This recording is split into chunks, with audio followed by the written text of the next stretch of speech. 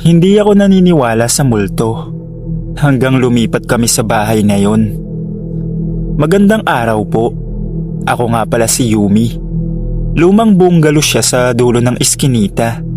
Murang renta, tahimik ang lugar at sapat para sa pamilya ko. Ang sabi ng landlord, matagal na daw walang nakatira dahil may kakaibang amoy minsan. Inisip ko baka amag lang o kaya daga. Unang linggo, maayos lahat. Hanggang dumating ang 3:00 ng madaling araw. Nagising ako sa matapang na amoy ng formalin. Yung amoy na parang ospital na hinaluan ng malamig na bakal. Napabalikwas ako sa kama. Akala ko panaginip lang, pero ramdam ko ang hapdi sa ilong. Lumabas ako ng kwarto. Buong bahay, amoy embalming room.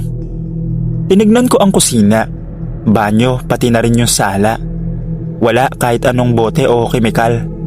Pagbalik ko sa kama, nawala rin ang amoy. Parang wala nangyari. Kinabukasan, kinausap ko ang asawa ko. Pareho pala kaming nagising. Pareho rin ang oras. 3:00 ng madaling araw. Simula nun, gabi-gabi na. Mas tumatagal ang amoy. Mas bumibigat. Parang may ginagawa sa loob ng bahay. Minsan, may maririnig akong mahihinang tunog. Parang bakal na kinakaladkad o mesa na bahagyang inuuga. Isang gabi, napansin ko ang sahig sa sala. Basa. Hindi naman yun tubig, hindi rin dugo. Malamig lang, parang singaw ng kemikal. Doon na ako nagtanong sa mga kapitbahay. May isang babae ang nagsalita. Dati pong embalsamador ang nakatira dyan. Diyan mismo siya nagtatrabaho sa loob ng bahay. Nalaman ko ang totoo. Nagkaroon daw ng bangkay na hindi na naipagbigay alam sa pamilya. Isang taong walang kamag-anak. Tinago ng embalsamador ang katawan sa bahay. Hindi niya ito inilibing. Hindi rin niya natapos ang proseso. Isang gabi, naamoy ng mga kapitbahay ang sobrang tapang na formalin. Pagpasok nila sa bahay, patay na rin ang embalsamador, na stroke, mag-isa, kasama ang katawan na iniimbalsamo niya. Hindi raw nila nakita ang bangkay na yon matapos ang insidente. Noong gabing yon, 3:00 na naman. Pero mas malakas ang amoy, hindi lang sa ilong, parang pumapasok na sa dibdib. Bumigat ang hangin, hindi ako makagalaw. May narinig akong mahina, paulit-ulit na tunog, parang patak ng likido sa metal. Sinundan ko ang tunog. Sa dating stockroom, isang kwarto na hindi namin ginagamit. Nakabukas ang pinto at doon ko nakita. Hindi buo ang anyo, hindi malinaw, parang anino lang na gumagalaw. Nakayuko yun, may ginagawa sa mesa na wala naman dapat nandun. Pero ramdam ko ang presensya, ramdam ko ang lamig. Biglang tumigil ang tunog. Unti-unting lumingon ang anino sa akin. At saka ko narinig ang bulong. Hindi pa tapos. Bumagsak ako sa sahig. Pagmulat ko, umaga na. Wala na ang amoy. Pero sa sahig ng stockroom, may naiwan. Bakas ng paa, basa papunta sa pader. Kinabukasan din nun, lumipat na kami. Pagkatapos naming umalis, may bagong umupa. 1 linggo lang silang tumagal. Ang sabi nila sa barangay tuwing 3:00 ng madaling araw, umaamoy na naman daw ng formalin ang buong bahay.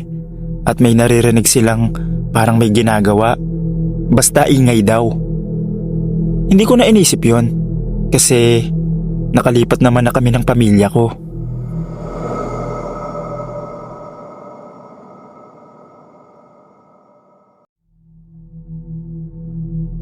Unang gabi ko bilang assistant ng embalsamador.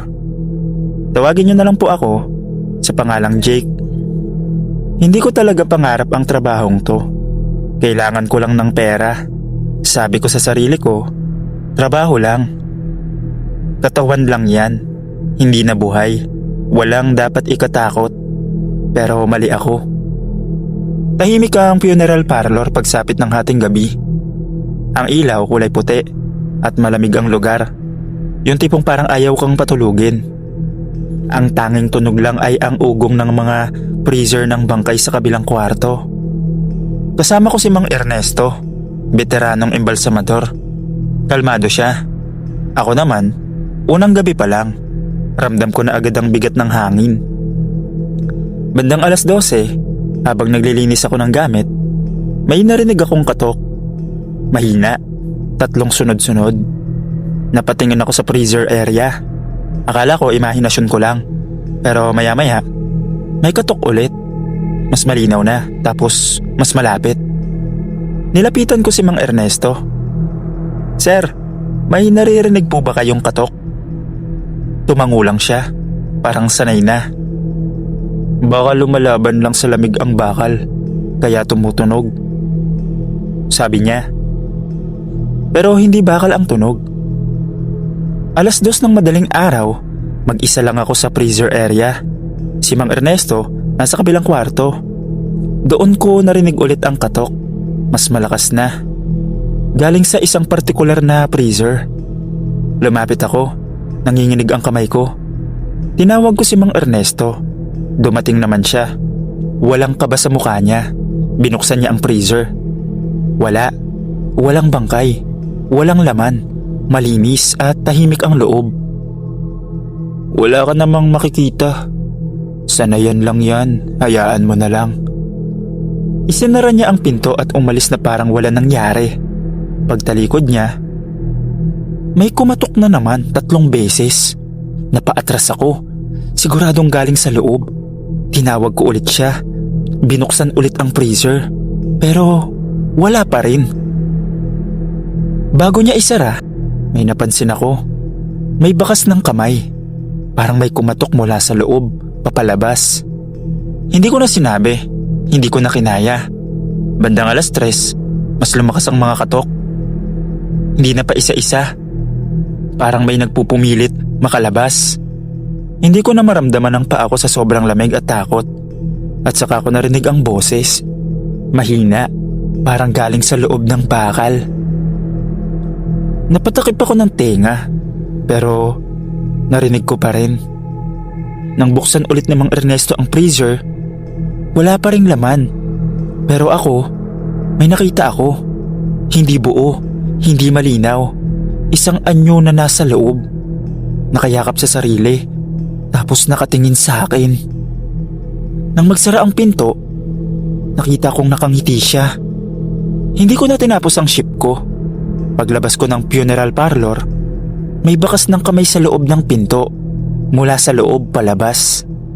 Kinabukasan, hindi na ako pumasok. Tinawagan ako ni Mang Ernesto 1 beses, pero hindi ko na sinagot.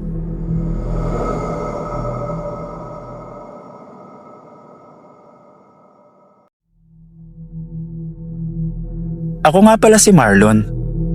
3 taon na akong embalsamador. Hindi ako bago sa amoy ng formalin, sa lamig ng bangkay, o sa bigat ng gabi. Sanay na ako sa mga kwentong multo. Karamihan, gawa-gawa lang ng takot at puyat. Kaya nung una, hindi ko pinansin ang reklamo ng guard. "Kuya, parang may bumabalik daw na bangkay sa loob," sabi niya isang umaga. Napatawa lang ako. Paano babalik ang bangkay na nailibing na? Pero may kakaiba talaga. May isang katawan kaming inasikaso. Lalaking nasa edad 50. Walang kamag-anak na dumalaw. Tahimik ang burol. Maayos ang serbisyo. Kumpleto ang papeles. Sigurado akong nailibing siya. Pero kinabukasan, pagpasok ko sa embalming room, bukas ang ilaw. Hindi ko iniwan na bukas yun. Mas lalo akong kinabahan nang makita ko ang mesa. May bakas ng likido. Hindi naman sariwa.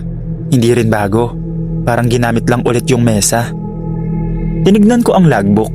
Wala namang pirma. Wala ring oras. Pero sa huling pahina, may nakasulat na hindi ko sulat. Babalik pa. Sinabi ko sa sarili ko na baka prank lang ng katrabaho o baka pagod lang ako. Night shift kasi ako halos buong linggo.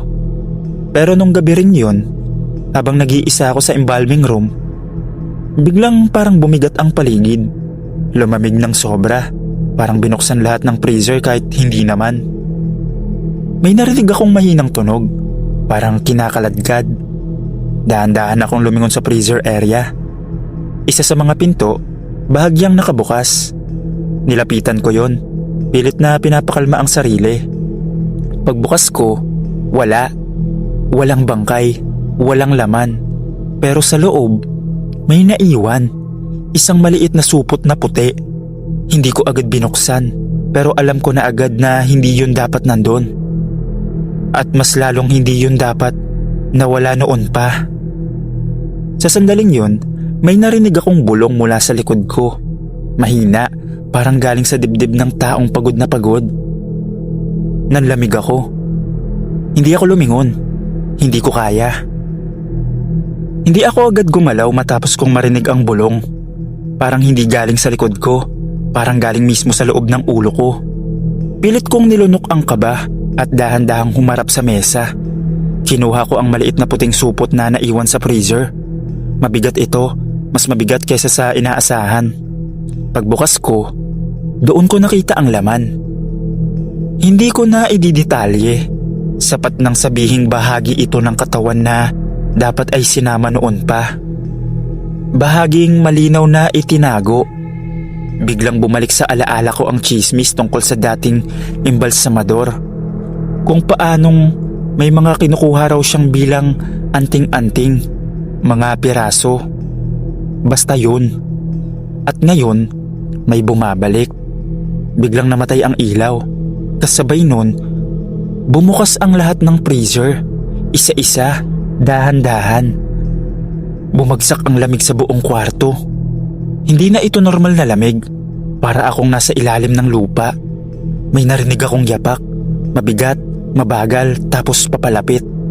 Sa dulo ng embalming room, may tumayo. Hindi siya solid. Parang anino na may hugis ng tao. Nakayuko ang ulo. Hindi naman siya mukhang galit. Ang nararamdaman ko, parang malungkot siya. Unti-unti siyang lumapit sa mesa. At doon ko napansin, may kulang sa kanya. Tinignan niya ang supot sa kamay ko. Dahan-dahan niyang inilahad ang kamay niya. Nanginginig, parang nakikiusap. Tapusin mo. Hindi ko na kaya. Mahina niyang sabi. Nanginginig ang kamay ko habang inilagay ko ang laman ng supot sa mesa. Ginawa ko ang dapat kong gawin bilang embalsamador. Walang seremonya, walang tanong, tahimik lang. Habang ginagawa ko yun, unti-unting nagiging buo ang anyo niya. Nang matapos ako, huminga siya ng malalim kahit alam kong hindi na dapat humihinga ang patay. Tumango siya sa akin. Paglingon ko sandali, nawala na siya. Kasabay nun, nagpatay sindi ang ilaw. Nagsara ang mga freezer. Tahimik na ulit ang funeral parlor. Parang wala nangyari. Kinabukasan, isinumbong ko ang lahat sa may-ari. Nag-imbestiga sila. Sa lumang cabinet ng dating embalsamador, may nakita silang mga gamit at mga bagay na hindi dapat itinatago. Tinanggal ang pangalan niya sa pader ng parlor. Nilinis ang buong lugar. At mula noon, wala nang bumalik na bangkay. At wala na ring nagpaparamdam. Wala nang sulat sa logbook. Wala nang bulong sa gabi.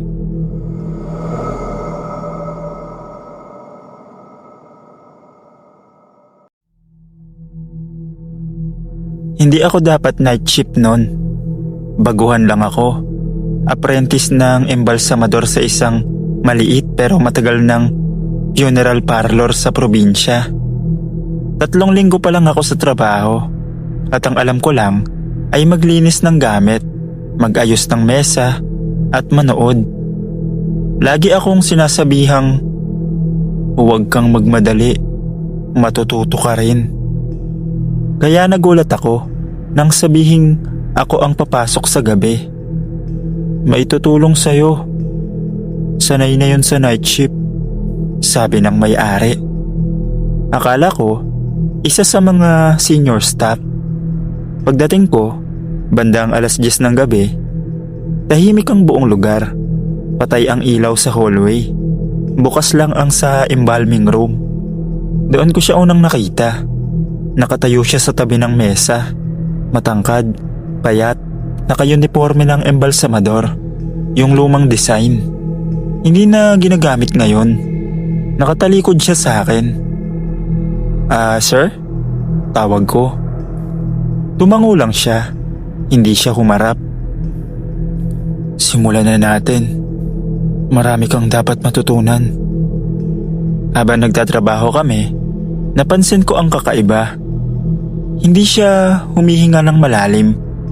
Walang tunog ng hakbang. At tuwing may ituturo siya, tamang hawak ng gamit, tamang ayos ng katawan, hindi niya ako hinahawakan. Laging may distansya.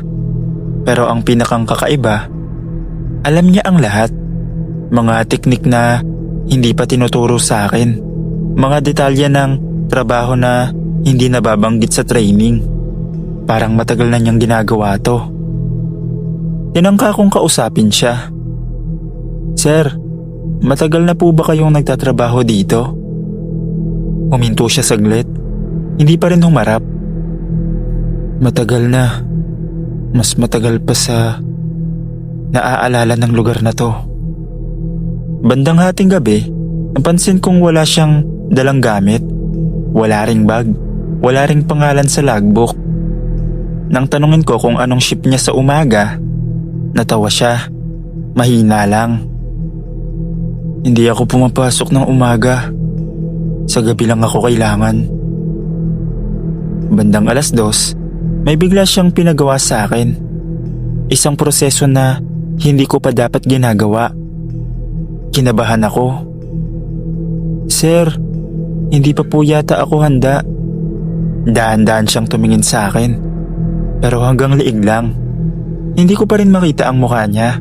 Parang ayaw niyang makita ko. Lahat ng bago, dumadaan sa pagiging baguhan. Kahit ako. Nang yumuko ako para sundin ang utos niya, napansin ko ang saig sa ilalim niya. Wala siyang anino. Napatingin ulit ako sa kinatatayuan niya. Wala rin siyang refleksyon sa bakal na mesa. Nang tumayo ako, wala na siya. Sa mesa, may iniwang gamit. Luma, kinakalawang, at may ukit na pangalan. Isang pangalan na nakita ko noon sa dingding ng lugar na yon. Sa listahan ng mga dating embalsamador. At sa ilalim ng pangalan niya, may maliit na note. Namatay sa loob ng embalming room. Hindi ako agad nakagalaw matapos kong mabasa ang pangalan. Pareho, eksaktong pareho ng pangalan sa dingding. Si Elias, dating embalsamador, namatay sa loob ng embalming room. 15 taon na ang nakalipas. Biglang bumukas ang ilaw sa freezer area. Isa-isa. Walang humahawak sa switch. Bumigat ang hangin. Parang may humigop ng init sa buong kwarto. Hindi na ito simpleng lamig lang. Ito na yung lamig na may kasamang presensya. Narinig ko ang boses niya muli sa likod ko. Hindi ka pa tapos. Hindi ko nakita kung kailan siya bumalik. Nakatayo na lang siya ron. Nakatalikod pa rin. Mas malapit na ngayon. Ramdam ko ang lamig sa balat ko. Sir, patay na po kayo. Sabi ko na lang. Tumawa lang siya. Alam ko. Pero may mga trabahong hindi tinatapos ng kamatayan. Inutusan niya akong buksan na ang isang freezer. Yung hindi ko pa napapansin kanina. Wala itong label, walang pangalan. Nanginginig ang kamay ko habang binubuksan ko. May bangkay sa loob. Pero hindi ito katulad ng iba. Maayos ang katawan. Kompleto. Siya ang huli kong pasyente. Hindi ko siya natapos. Sabi ni Elias. Unti-unti siyang humarap.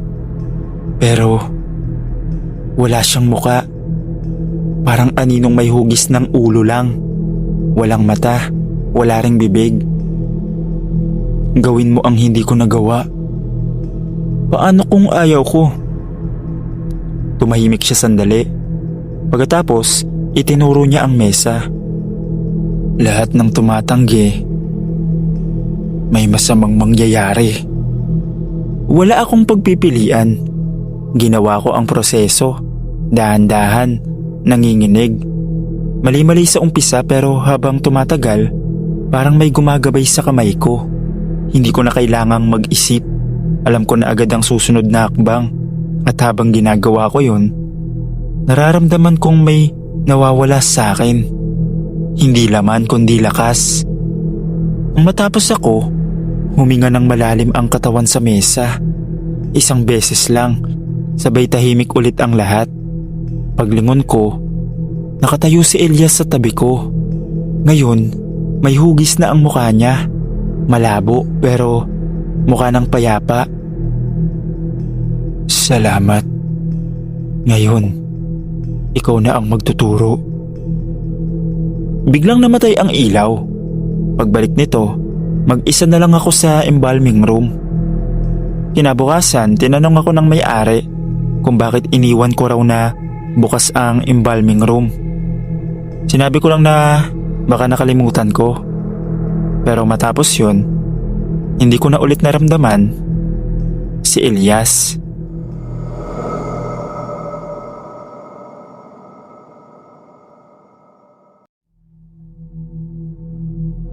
Ako si Mark. 5 taon na akong empleyado sa isang accounting office sa Ortigas. Tahimik lang ang opisina namin. Walang masyadong drama. Walang overtime na sapilitan. Kaya nung nag-anunsyo ang HR na may Christmas party kami sa December 23, lahat kami natuwa. Pero may isang tao na iniiwasang pag-usapan ng lahat. Si Anton. Dating empleyado, masipag, walang kaaway. Namatay siya 1 linggo bago mag-December. Ang sabi sa report, heart attack habang nag-overtime. Pero ang totoo, wala dapat siyang overtime nun. 3 araw bago ang party, kami ang nag-aayos ng opisina. Christmas lights, maliliit na Christmas tree sa gilid ng pantry, mga parol sa bintana. Ako ang naatasan mag-ayos ng lumang storage room. Doon ilalagay ang mga regalo. Pagbukas ko ng ilaw, may malamig na hangin na sumalubong sa akin palabas. Hindi normal. Sobrang saradong-sarado yung kwarto. Kaya bakit may hangin? Habang nag-aayos ako ng kahon, napansin ko yung lumang upuan sa sulok. Pamilyar. Doon madalas umupo si Anton pag nag-overtime. Tahimik lang siyang nakikinig ng radyo sa cellphone. Laging naka-earphones. Tapos bigla ko napansin, umikot ng kaunti yung upuan. Huminto ako. Tinitigan ko lang. Baka hangin lang, sabi ko sa sarili ko. Pero nang paalis na ako, napansin ko sa whiteboard sa loob ng storage room, may nakasulat. Andito pa ako. Kinabukasan, tinanong ko si Jen sa HR. Jen, may pumasok ba kagabi sa office? Natahimik siya saglit, tapos bumulong. Mark, wag mo na alamin. Basta wag kayong magpaiwan sa office paggabi. Doon ako medyo kinalabutan. December 22, gabi bago ang Christmas party. Nagpaiwan kami ng 2 kong kateam, si Ryan at Ella, para tapusin ang year-end reports. Past 9 PM na, tahimik na ang buong floor. Patay na halos lahat ng ilaw, maliban sa amin at sa pantry. Habang nagtatype ako, may narinig akong tunog ng keyboard. Hindi sa amin. Parang galing sa bakanting pwesto ni Anton. Tinignan ko si Ryan. Narinig mo yun? Hindi siya sumagot agad. Napako lang yung mata niya sa monitor. Mark, kanina pa. May nakikita akong gumagalaw sa refleksyon ng monitor ko. Hindi ko na tinignan. Pero nung biglang bumukas mag-isa ang Christmas light sa pantry, sabay-sabay kaming napatingin. At doon namin nakita, may isang taong nakaupo sa pwesto ni Anton.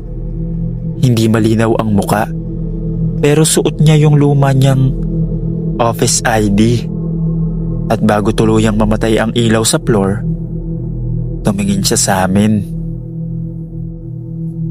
December 27, araw ng party. Pinilit naming gawing normal ang lahat. May sound system, may lechon sa pantry, may exchange gift. Pero ramdam ko sa buong opisina, may mali. Yung dating masaya na Christmas lights, parang masyadong madilim kahit naka-on lahat. Bandang 7 PM, kasagsagan ng kainan, napansin ko na may isang upuan na walang umupo. Pwesto ni Anton.